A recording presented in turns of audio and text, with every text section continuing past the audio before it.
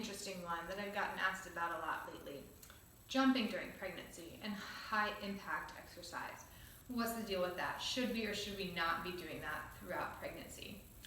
So as an athlete, I have run and jumped through several of my pregnancies. And truth be told, did it feel great all of the time? No. I could definitely feel the heaviness in the pelvic floor. My knees weren't exactly loving it, but I mentally just wanted to really stay in those movement patterns to make myself feel get a little bit of control over, everything with all of the changes. But why do we think about, maybe removing or scaling down some of our jumping, some of our high impact exercises? Because one of the hormonal changes and the laxity in our joints, especially in our hips and in our pelvis, but that can also mean knees, ankles, whatever. Preparing for birth, everything gets a little bit looser, a bit more pliable. So when we're doing high impact, we're just increasing the chance of injury, and we're just taking out that level of support that we have when we keep our feet on the ground. So most of the exercises that I program for my prenatal ladies are either with your feet on the ground, or maybe with an option to put like a really little hop in there or something. But we're definitely not doing tuck jumps or anything into pregnancy.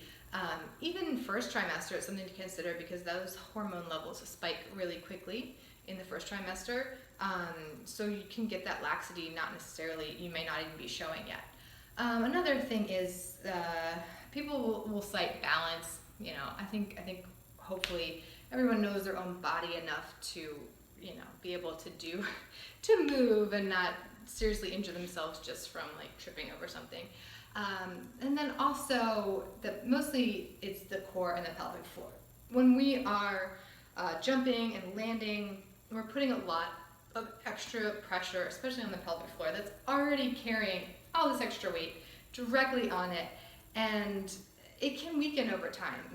Just because you're not leaking or you're not noticing any diastasis doesn't mean that these extra movements where there's just a lot of pressure being generated aren't sort of building up over time. But that being said, you know how to control your pelvic floor and your abdominal muscles. Your joints are feeling fine. You want to keep going. What do we need to think about? Cool. So you want to add some jumps. So when we go down, we probably want to use our inhale strategy. So our big breath in before we take off. That's when we want to start the exhale. We want to lift that pelvic floor right before we take off. So inhale down, exhale right before we take off.